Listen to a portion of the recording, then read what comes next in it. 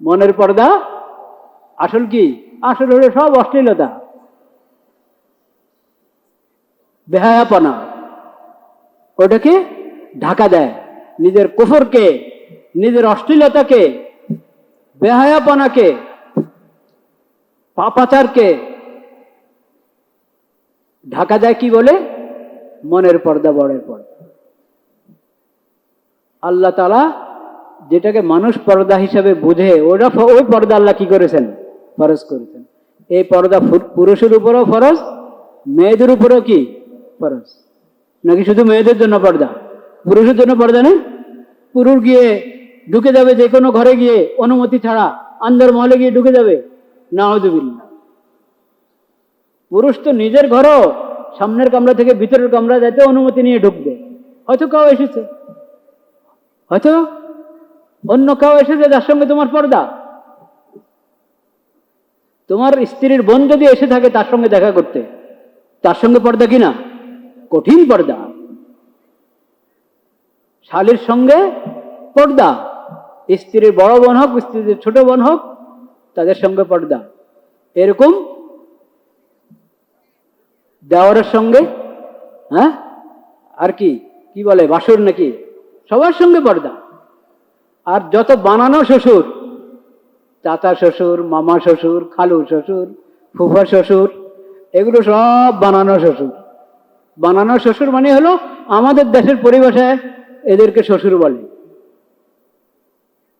স্ত্রীর সরাসরি বাপ যে, এবং স্বামীর কি বাপ, স্বামীর বাপ, উনি কার জন্য? স্ত্রীর জন্য শ্বশুর। এবং স্ত্রীর মা, সরাসরি মা যে, সে মা স্বামীর জন্য কি? শাশুড়ি। খালা শাশুড়ি, চাচি শাশুড়ি, মামি শাশুড়ি, এটা তো শেষ নাই, এটা তো শেষ নাই। কারণ যে খালা শাশুড়ি, মনে করেন তার মেয়ের বিয়ে হয়েছে আরে জায়গায়, তো তারও তো কোনো শাশুড়ি হবে, হ্যাঁ? ওর মেয়ের বিয়ে হলে ওরও তো কোনো শাশুড়ি হবে। তা আপনি এরকম চেন যদি বের করেন, এরকম চেন বের করলে তো শাশুড়ির চেনে পুরো দুনিয়া এসে যাবে, শ্বশুরের চেনে পুরো দুনিয়া এসে যাবে। সবার সঙ্গে পর্দা, সরাসরি যে শাশুড়ি, সরাসরি যে শ্বশুর,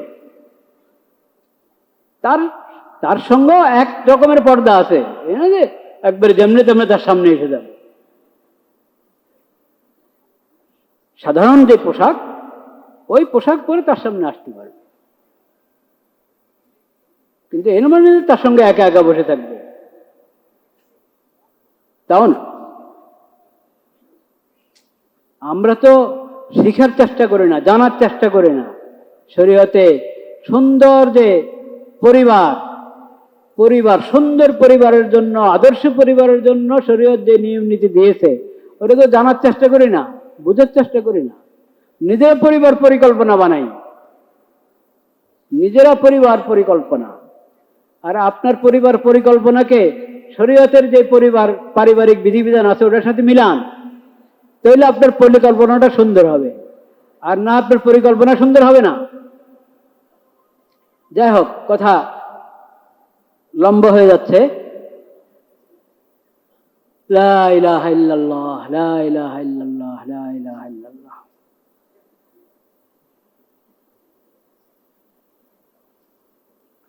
আস্তাগফিরুল্লাহাল্লাযী লা ইলাহা ইল্লা হুয়াল হাইয়ুল কাইয়্যুম ওয়া আতুবু ইলাইহি। আস্তাগফিরুল্লাহাল্লাযী লা ইলাহা ইল্লা হুয়াল হাইয়ুল কাইয়্যুম।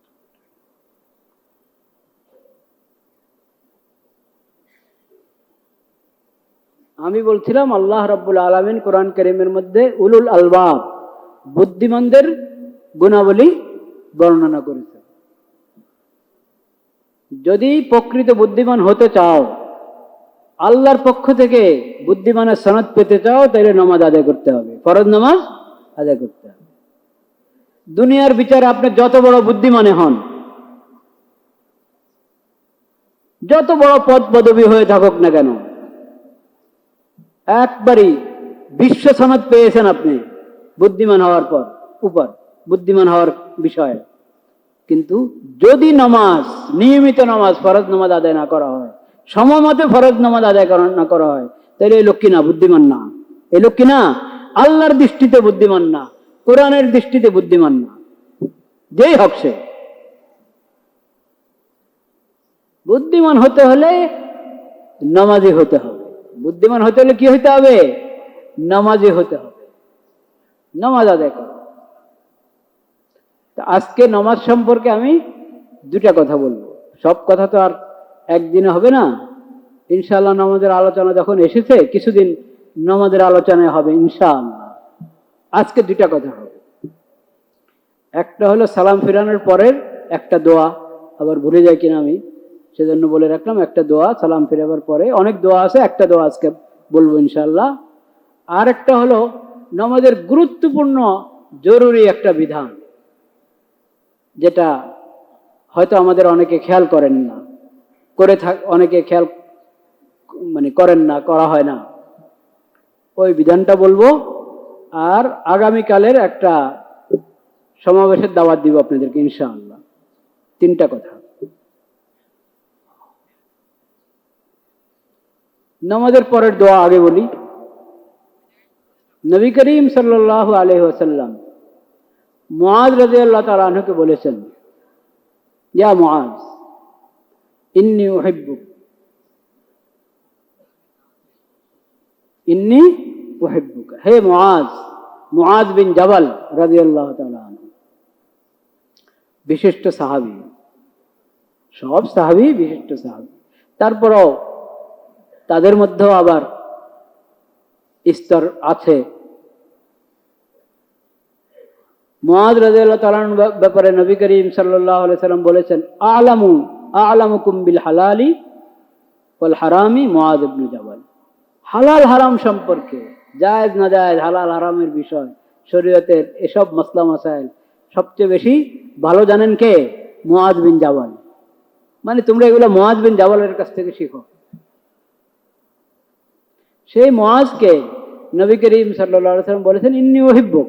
কথার ভূমিকা, মুআজ আমি তোমাকে ভালোবাসি, আমি তোমাকে ভালোবাসি। এই ভালোবাসার কথা জানান দিয়ে একটি উপদেশ দিয়েছেন নবী করিম সাল্লাল্লাহু আলাইহি সাল্লাম, লা তাদআন্না, লা তাদআন্না বা'দা সালাতিন মাকতুবা। ফরজ নামাজের পরে তুমি এই দোয়াটি কখনো ছাড়বে না। ফরজ নামাজের পরে এই দোয়াটি অবশ্যই পাঠ করবে। কি দোয়া? আল্লাহুম্মা আ'ইন্নি আলা যিকরিকা ওয়া শুকরিকা ওয়া হুসনি ইবাদাতি। ছোট্ট একটা দোয়া, প্রতি ফরজ নামাজের পরে এই দোয়া অবশ্যই আমরা পড়ব। দেখো, আমি তোমাকে ভালোবাসি, কোন ফরজ নামাজের পরে তুমি এই দোয়া বাদ দিবে না। আল্লাহুম্মা আ'ইন্নি আলা যিকরিকা ওয়া শুকরিকা ওয়া হুসনি ইবাদাতি। আয় আল্লাহ, আমি আপনার কাছে সাহায্য কামনা করছি, আপনি আমাকে সাহায্য করেন যাতে আমি আপনার জিকির করতে পারি, আপনার শুকর আদায় করতে পারি এবং সুন্দরভাবে আপনার ইবাদত করতে পারি। তিনটা কথা। আল্লাহ, আপনি আমাকে তৌফিক দান করেন, সাহায্য করেন যাতে আমি আপনার জিকির করতে পারি, আপনার শুকর আদায় করতে পারি এবং সুন্দরভাবে ইবাদত করতে পারি। সুন্দরভাবে ইবাদত কাকে বলে? সুন্দর ইবাদত, ওটাও হাদিস শরীফে নবী করিম সাল্লাল্লাহু আলাইহি ওয়াসাল্লাম বলেছেন, মাল ইহসান। ইহসান কাকে বলে? ইহসান হলো আন তা'বুদাল্লাহ কাআন্নাকা তারাহু ফাইন লাম তাকুন তারাহু ফাইন্নাহু ইয়ারা। আল্লাহর ইবাদত করো এমন ভাবে যে তুমি আল্লাহকে দেখছো।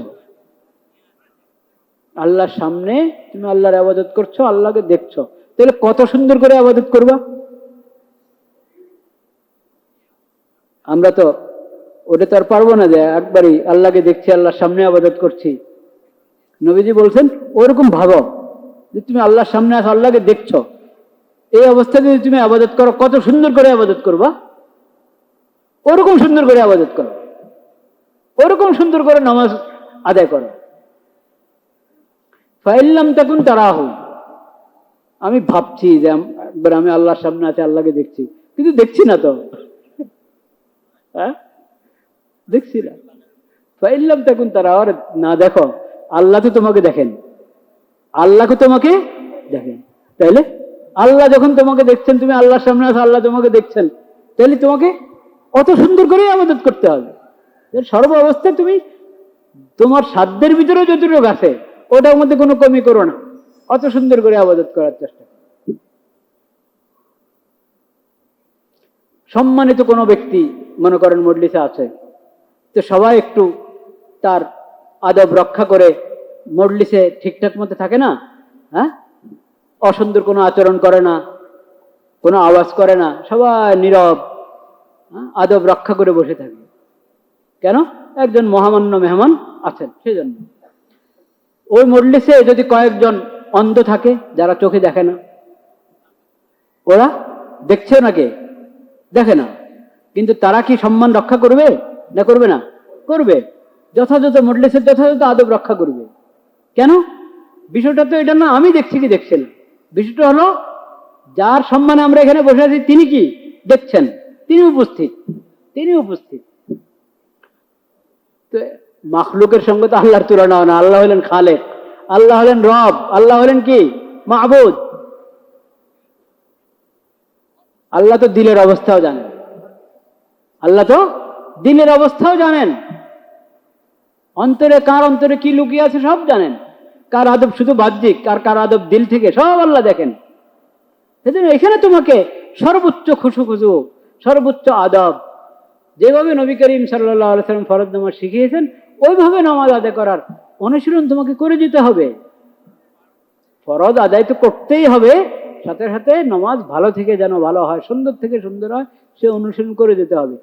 খালি অনুশীলন করলে, চেষ্টা করলে হবে না, আল্লাহর তৌফিক হইতে হবে। সেজন্য আল্লাহর কাছেও বলতে হবে। তা আল্লাহর কাছে বলার জন্য নবীজি দোয়া শিখিয়ে দিয়েছেন যে নামাজের সালাম ফিরানোর পরে এই নামাজ যা হলো হলো আলহামদুলিল্লাহ, সামনের নামাজ যাতে আরো সুন্দর হয় এখনো বলে রাখো আল্লাহর কাছে, আল্লাহুম্মা আইন্নি আলা যিকরিকা ওয়া শুকরিকা ওয়া হুসনি ইবাদাতিক, আল্লাহুম্মা আইন্নি আলা যিকরিকা ওয়া শুকরিকা ওয়া হুসনি ইবাদাতিক। পড়বো কিনা দোয়া ঠিক মতো ইনশাআল্লাহ? আল্লাহুম্মা আইন্নি আলা যিকরিকা ওয়া শুকরিকা ওয়া হুসনি ইবাদাতিক। একবার পড়লে হয়। আপনি বেশি বেশি পড়েন, অনেকবার দোয়া করেন, নিষেধ নাই, কিন্তু যেটা মূল আমাদেরকে বলা হয়েছে দোয়াটা পড়া, একবার পড়ো, আল্লাহুম্মা আইন্নি আলা যিকরিকা ওয়া শুকরিকা ওয়া হুসনি ইবাদাতিক। আর একটা কথা বলবো বলেছিলাম নামাজের মাসালা সম্পর্কে, গুরুত্বপূর্ণ মাসালা, সেটা হলো ধীরস্থির ভাবে নামাজ আদায় করা। কিভাবে? ধীরস্থির ভাবে।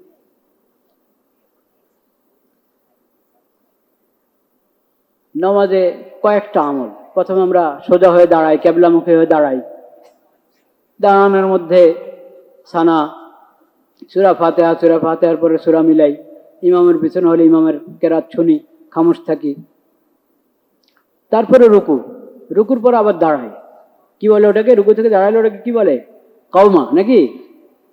এরপরে সজদা যাই, প্রথম সজদার পরে বসি, জলসা, তারপরে দ্বিতীয় সজদা, এরপরে আবার দ্বিতীয় রাকাতের জন্য দাঁড়াই, দ্বিতীয় রাকাত শেষ করার পরে তাশাহুদের জন্য বসি, অতিরিক্ত আরো নামাজ হলে তৃতীয় রাকাত হলে তৃতীয় রাকাতের জন্য দাঁড়াই, তাশাহুদ শেষ করে আরো 2 রাকাত বাকি থাকলে 2 রাকাতের জন্য দাঁড়াই।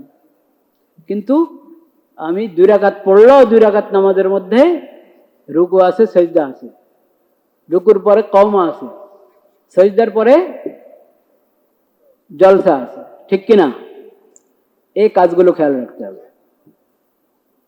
এই কাজগুলোর মধ্যে তাড়াহুড়া করা চলে না, তাড়াহুড়া করা চলে না। রুকুতে যাইতে না যাইতেই উঠে যায়, দাঁড়াতে না দাঁড়াতে আরেক সজদা রওয়ানা, সজদা থেকে বসতে না বসতে আরেক সজদা রওয়ানা। এটা ঠিক পদ্ধতি না। এটা কি না? নামাজের সঠিক পদ্ধতি নয়। নামাজের সঠিক পদ্ধতি হলো এই কাজগুলো, কিয়াম, দাঁড়ানো, ওটার মধ্যে যেহেতু সূরা ফাতিহা আর সূরা মিলানো আছে, তো তাড়াহুড়া করতে চাইলেও আর এত হুলস্থুল করতে পারে না। কিন্তু সেখানেও যদি আমি সূরা ফাতিহাটা সুন্দর মতে না পড়ি, সূরা সুন্দর মতে না পড়ি, হুলস্থুল করি, তাজবিদের সাথে পড়তে হবে তো নাকি, সহি শুদ্ধ পড়তে হবে। এজন্য তো কোরআন শেখা দরকার। কোরআন তো মুমিন, কোরআনের উপরে তার ঈমান আছে, সেজন্যই ঈমান শেখা দরকার, কোরআন শেখা দরকার। কোরআনের প্রতি মুমিনের ঈমান, তাহলে কোরআন শিখতে হবে কিনা? আমাদের হেদায়েতের কিতাব আল্লাহর পক্ষ থেকে, সর্বশেষ কিতাব, আখেরি কিতাব। কোরআন এমনি শেখা দরকার, ঈমানের দাবিতে কোরআন শেখা দরকার, কোরআনের দাবিতে কোরআন শেখা দরকার। কিন্তু সে জায়গায় নামাজের মধ্যেই কি আছে, আমাকে কোরআন পড়তে হবে, সূরা ফাতিহা পড়তে হবে, সূরা ফাতিহার পরে আর কিছু অংশ পড়তে হবে। তাহলে কোরআন সহি শুদ্ধ না শিখলে আমার 5 ওয়াক্ত নামাজ আদায় হবে? হবে না। তাহলে আমরা সবাই কোরআন কারীম সহি শুদ্ধ শেখার চেষ্টা করবো তো ইনশাআল্লাহ। এই মসজিদে তো ব্যবস্থা আছে, আরো যেখানে যে কোনো মসজিদেই, অধিকাংশ মসজিদে এখন ব্যবস্থা আছে। আচ্ছা, না থাকক, আপনি ব্যবস্থা বের করে নেন। আপনি দুনিয়ার জরুরতের জন্য ঘুরেন না, হ্যাঁ, রাস্তা বের করেন না, তো সহি শুদ্ধ শিখতে হবে, সেটার জন্য রাস্তা বের করেন। আর খালি ঘরে ঘরে হুজুরকে কষ্ট দিয়ে আনবেন না, নিজে যাবেন হুজুরের কাছে, নিজে যাবেন, নিজে শিখতে যাবেন।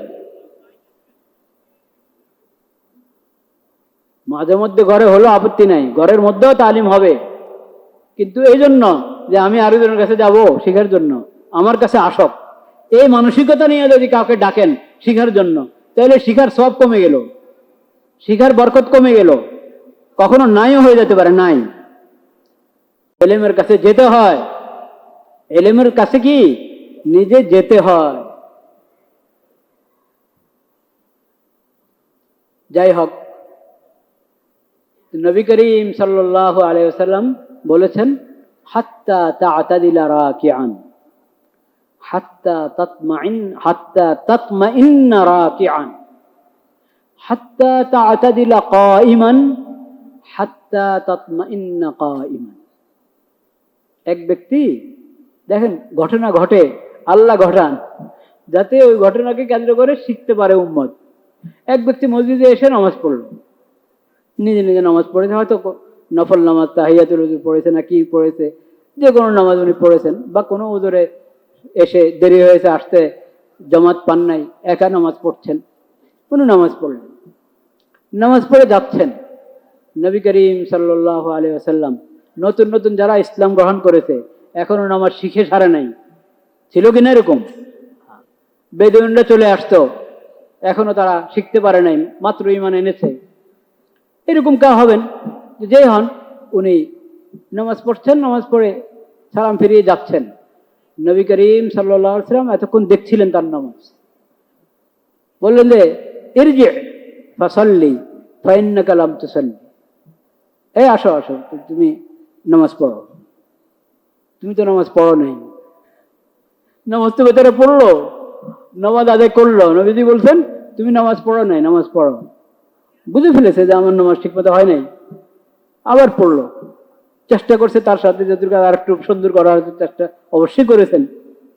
সালাম ফিরে যাচ্ছে, নবী করিম সাল্লাল্লাহু আলাইহি ওয়াসাল্লাম বললেন ইরজি ফাসাল্লি ফাইন্নাকা লাম তুসাল্লি, হ্যাঁ নামাজ পড়ো, নামাজ পড়ো, নামাজ পড়ো নাই তুমি। আজকালের মানুষকে এরকম বলে দেখেন না, হ্যাঁ, প্রথম কথাই তো তর্ক শুরু হয়ে যাবে। দ্বিতীয়বারও নবী করিম সাল্লাল্লাহু আলাইহি ওয়াসাল্লাম বললেন নামাজ পড়ো, তুমি নামাজ পড়ো নাই। দ্বিতীয়বার বেচারা, তৃতীয়বার আবার পড়লেন, পড়ে রওনা হলেন, আবার বললেন, তৃতীয়বার আবার বললেন সল্লি ফাইন্নাকা লাম তুসাল্লি, আর নামাজ পড়ো, তুমি নামাজ পড়ো নাই। তৃতীয়বার এসে উনি নবী করিম সাল্লাল্লাহু আলাইহি ওয়াসাল্লামের কাছে বললেন, ইয়া রাসূলুল্লাহ লা উহসিনু গায়রা যালিক, ইয়া রাসূলুল্লাহ আমি তো এর চেয়ে ভালো পারি না, আমার সাধ্য যতটুকু ছিল আমি তো চেষ্টা করেছি, আমি তো এর চেয়ে ভালো পারি না, আপনি আমাকে শিখিয়ে দেন। নবী করিম সাল্লাল্লাহু আলাইহি ওয়াসাল্লাম প্রথমবারে শিখাতে পারতেন, কিন্তু নবীজি চেয়েছেন এক তো সে চেষ্টা করো কারো, আরেক হলো নিজের থেকে যখন বলবে, শিখার আগ্রহ প্রকাশ করবে, সেই শিখার গুরুত্ব কি হয়, বেশি হয়, ওটার প্রভাব বেশি পড়ে অন্তরে। তখন নবী করিম সাল্লাল্লাহু আলাইহি ওয়াসাল্লাম নামাজ শিখিয়ে দিলেন তাকে। প্রথমে ওযু করো, ওযুর পরে এই আমল করো, ওই যে শিখালেন নামাজ, ওখানে গুরুত্বের সাথে যেই কথাটা নবী করিম সাল্লাল্লাহু আলাইহি ওয়াসাল্লাম বারবার বলেছেন, তুমি রুকুতে যাবে স্থির হয়ে যাও, স্থির হও। রুকুতে যেতে না যেতে দাঁড়িয়ে যাওয়া না, সোজা রুকুতে গিয়ে রুকু যেভাবে আদায় করতে হয় ওইভাবে সোজা হয়ে যায়। পিঠ পিঠ এবং কোমর মাথা তিনটা বরাবর সোজা থাকবে। হ্যাঁ, এটা পরে বলবো, আমরা জানি, তারপরও জানা জিনিসও আলোচনা করতে হয়, বারবার শিখাতে হয় একে অপরকে, তাহলে এটা মজবুতির সাথে দিলে বসে। তো রুকু যেভাবে করার নিয়ম ওইভাবে তুমি সুন্দরভাবে রুকু করো, এবং সবচেয়ে বড় কথা হলো স্থির থাকো, সোজা হয়ে যাও এবং স্থির থাকো। কমপক্ষে 3 বার যদি আমি সুবহান রাব্বিয়াল আযীম পড়ি, তাহলে তো স্থির হয়ে যাব। 3 বার তো সুন্নতে মুআক্কাদা, সুবহান রাব্বিয়াল আযীম। তো এটা কি সুবহানা সুবহানা সুবহানা এইভাবে পড়লে তো আর হবে না। সুবহান রাব্বিয়াল আযীম, সুবহান রাব্বিয়াল আযীম, সুবহান রাব্বিয়াল আযীম। এরপরে দাঁড়াও, সামি আল্লাহু লিমান হামিদা বলে দাঁড়াচ্ছ, তো দাঁড়াও। এমন না যে তোমার ট্রেন ছুটে যাচ্ছে, আরে দৌড় মারো, কখন সজদা যাবে না, দাঁড়িয়েছো। কওমা, কওমা এটা স্বতন্ত্র একটা আমল, এই না যে রুকু আর সজদার মাঝখানে, এটা একটা মাধ্যম আর কি কওমা। কাজেই এখানে ওরকম বিরতি দেওয়ার দরকার নেই, বাস দৌড় মারো, সোজা হইতে না হইতেই সজদার দিকে রওনা হয়ে যাও না, একবারই সোজা দাঁড়িয়ে যাও। দাঁড়ানোটা এখন তোমার একটা কাজ। কওমা, এতক্ষণ তো তুমি কেরাত, সূরা ফাতিহা এবং সূরা মিলিয়েছো, কোরআন পাঠ করেছো, সেই কিয়াম, কিয়ামের পরে রুকু করেছো, রুকুর পরে এখন যে দাঁড়াবা, এটা তো ওরকম লম্বা কিয়াম হবে না, এজন্য এটার নাম হলো কওমাতুন, ছোট্ট একটা কিয়াম, ছোট্ট দাঁড়ানো, কিন্তু সেটা দাঁড়াতে তো হবে, সোজা হয়ে দাঁড়াতে হবে তোমাকে। বলো এই রব্বানা লাকাল হামদ বা রব্বানা ওয়া লাকাল হামদ, আল্লাহুম্মা রব্বানা লাকাল হামদ বলো। ওটা সুন্দর করে বললে তো বাস কওমাটাও ঠিক মতো আদায় হয়। কিন্তু সামি আল্লাহু লিমান হামিদা বলে দাঁড়াতে না দাঁড়াতেই আবার সোজা, পিঠ সোজা না করেই তুমি সজদার দিকে যদি রওনা হও, তাহলে কওমা আদায় হলো না। নবীজি বলেছেন হাত্তা তা'তাদিলা কাইমান, রুকুর ক্ষেত্রে বলেছেন হাত্তা তা'তাদিলা রাকিআন, হাত্তা তাতমাইন্না রাকিআন।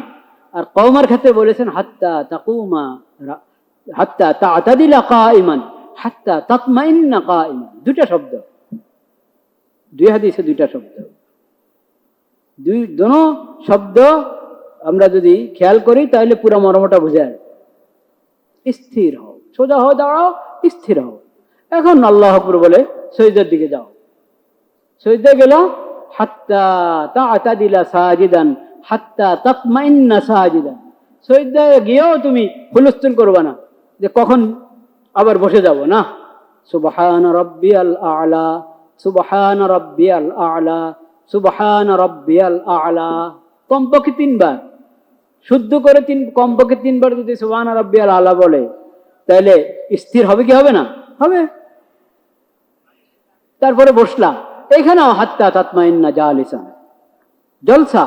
2 সাজদার মাঝে এটাকে হালকা মনে করবো না, এটা এমনি 2 সাজদার মাঝে একটা পার্থক্য করার জন্য বাস বসার ভান ধরলে হবে না, বসার ভান ধরলে হবে না, পুরা স্থির হয়ে বসে দাও। স্থির হয়ে কি বসে দাও। পড়ো না, দোয়া আছে, রব্বিক ফিরলি, রব্বিক ফিরলি, রব্বিক ফিরলি কয়েকবার পড়ো, বা আল্লাহুম্মা ফিরলি ওয়ারহামনি ওয়াহদিনি ওয়ারযুকনি ওয়াজবুরনি ওয়াফিনি, যতটুকু পড়তে পারো। আর আপনি বলেন আমি পড়বো না, আচ্ছা পড়েন না, কিন্তু বসে থাকেন, বসে থাকেন। 2 সাজদার মাঝে বিরতি দিতে হবে আপনাকে, সোজা হয়ে বসতে হবে, স্থির হয়ে বসতে হবে।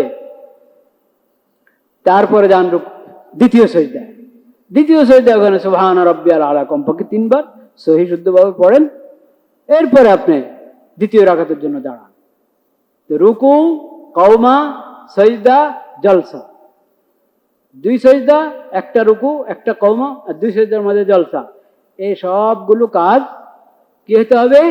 ধীরে সুস্থ হতে হবে, ধীরস্থির ভাবে হতে হবে, স্থিরতার সাথে হতে হবে। এটা নবী করিম সাল্লাল্লাহু আলাইহি সাল্লাম শিখালেন। সবাই দেখলো যে শিখাচ্ছেন, অন্যরা শিখে ফেলেছে আগে, উনি ওই দিন শিখলেন, ওনার উচিত আরো কতজনে শিখেছে, এবং কিয়ামত পর্যন্ত এই হাদিস চলতে থাকবে।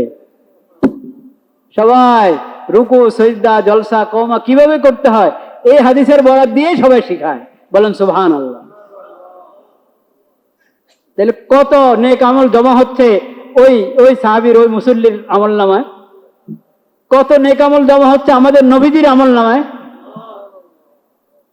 এই যে 5 ওয়াক্ত ফরজ নামাজ, এরা তো সর্বশেষ নবী, আখিরি নবী, বিশ্ব নবী, শ্রেষ্ঠ নবী হযরত মুহাম্মদ মুস্তাফা সাল্লাল্লাহু আলাইহি ওয়াসাল্লামের মাধ্যমে রব্বানি তোহফা, রব্বানি উপহার, ইলাহি উপহার আমরা পেয়েছি এই 5 ওয়াক্ত নামাজ।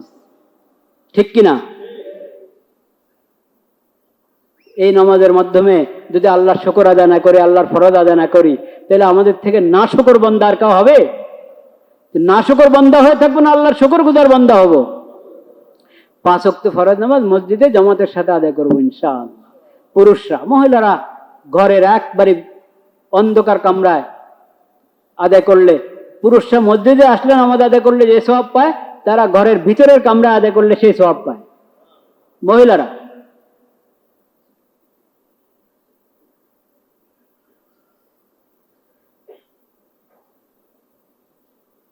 নবী করিম সাল্লাল্লাহু আলাইহি সাল্লাম খাতামুন নবিয়্যিন, সর্বশেষ নবী, সর্বশেষ রাসূল। তারপরে নতুন করে কোন নবী রাসূল আসবে না। আকীদায়ে খতমে নবুয়ত, আকীদায়ে খতমে নবুয়ত অর্থাৎ নবুয়তের ধারা আল্লাহ তাআলা হযরত মুহাম্মদ মুস্তাফা সাল্লাল্লাহু আলাইহি ওয়াসাল্লামকে নবুয়ত এবং রিসালাত প্রদানের মাধ্যমে শেষ করে দিয়েছেন। ইনকাতাতিন নবুওয়া, ইনকাতাতির রিসালা, এই আখেরি নবীর মাধ্যমে এই ধারা শেষ। এরপরে নতুন করে কোন নবী কি আসবেন?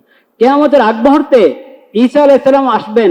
ঈসা আলাইহিস সালাম কি আমাদের নবীর পরের নবী না আগের নবী? আগের নবী, অনেক আগের নবী, 500 বছর আগের কি নবী, আরো বেশি, আরো কিছু বেশি। আল্লাহ তাআলা, ইহুদিরা ষড়যন্ত্র করে তাকে হত্যা করতে চেয়েছে, আল্লাহ তাআলা রক্ষা করেছেন, হেফাজত করেছেন, ঈসা আলাইহিস সালামকে উপরে উঠাই নিয়েছেন। উনি জীবিত আছেন, কিয়ামতের আগে জমিনে আসবেন, ওনার ইন্তেকাল হবে, কবর হবে এই জমিনে। কিন্তু তখন যে আসবেন, তিনি তো নবী, আমাদের নবীদের আগের নবী, তখন যে আসবেন উনি ওনার শরীয়ত বাস্তবায়ন করার জন্য আসবেন না, ইনজিলের শরীয়ত বাস্তবায়ন করার জন্য আসবেন না, কোরআনের শরীয়ত বাস্তবায়ন করার জন্য আসবেন, আমাদের নবীর সুন্নাত বাস্তবায়ন করার জন্য আসবেন। এবং তিনি যখন আসবেন, জমিনে অবতরণ করবেন, ইমামতের জন্য ওনাকে বলা হবে, বলবে না তোমরা ইমামত করো, তোমরা ইমামত করো। নবীদের উম্মত একজন ইমামের পিছনে নামাজ আদায় করবেন ঈসা আলাইহিস সালাম, আল্লাহর নবী হযরত ঈসা আলাইহিস সালাম। তো সর্বশেষ নবী কে? মুহাম্মদ মুস্তাফা সাল্লাল্লাহু আলাইহি ওয়াসাল্লাম। বিশ্ব নবী কে? হযরত মুহাম্মদ মুস্তাফা সাল্লাল্লাহু আলাইহি ওয়াসাল্লাম। রাহমাতুল লিল আলামিন কে? হযরত মুহাম্মদ মুস্তাফা সাল্লাল্লাহু আলাইহি ওয়াসাল্লাম। সাইয়্যিদুল মুরসালিন কে? হযরত মুহাম্মদ মুস্তাফা সাল্লাল্লাহু আলাইহি ওয়াসাল্লাম। তার নবুয়ত, তার রিসালাত, তার আকীদায়, তার বিষয়ে আমাদের ইসলামের শিক্ষা, আকীদায়ে খতমে নবুয়তের, কোরআনের ঘোষণা, কোরআনের শত আয়াতের ঘোষণা, আখিরি নবীকে হযরত মুহাম্মদ মুস্তাফা সাল্লাল্লাহু আলাইহি ওয়াসাল্লাম। খাতামুন নবীন শব্দ না হলো এক আয়াতে, সূরা আহজাবের মধ্যে 40 নম্বর আয়াত, সূরা আহজাবের মধ্যে। কিন্তু এর মর্ম, আকীদায়ে খতমে নবুয়তের মর্ম কোরআন কারীমের শতাধিক আয়াতে আছে। বলেন সুবহানাল্লাহ। শত শত হাদিসের মধ্যে আছে। পুরো ইসলামের ভিত্তি হলো, সবচেয়ে বড় মৌলিক আকীদা হলো আকীদায়ে খতমে নবুয়ত। বলেন কি? আকীদায়ে খতমে নবুয়ত। এই আকীদা শেষ, ঈমান শেষ, ইসলাম শেষ।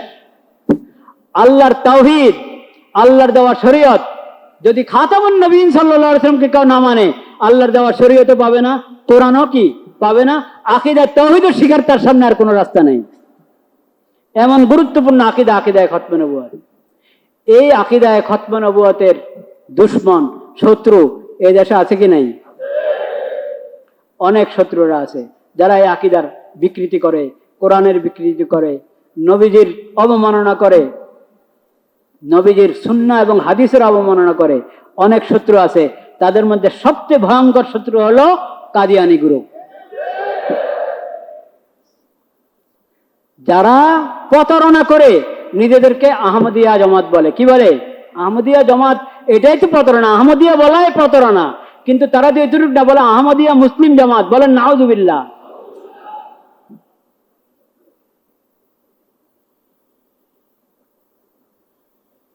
প্রতারণা বন্ধ হওয়া দরকার।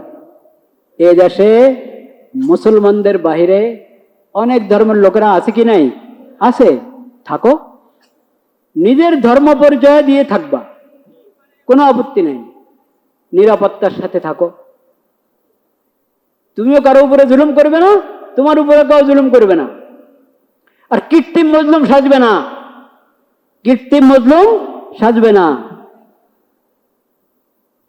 নিজেরা জুলুম করে, কৃত্রিম ভাবে নিজেদেরকে মজলুমের রূপে পেশ করে, বলেন নাউজুবিল্লাহ।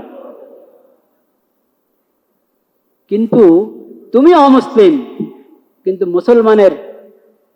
মুসলমানের নাম ব্যবহার করে, মুসলমানের কালিমা ব্যবহার করে, মুসলমানদের পরিভাষা ব্যবহার করে সমাজের মধ্যে থাকবে আর প্রতারণা করবে, মানুষকে ধোঁকা দিবে। এটা মানা যেতে পারে না, এটা মানা যেতে পারে না। তো কাদিয়ানীরা, অনেকে বলে আমাদের দেশে হিন্দু আছে, তারপরে বৌদ্ধ আছে, খ্রিস্টান আছে, তো কাদিয়ানীরা থাকতে আপত্তি কি? কোনো আপত্তি নেই, কাদিয়ানীরা থাকবে, কিন্তু মুসলিম পরিচয়ে থাকবে না।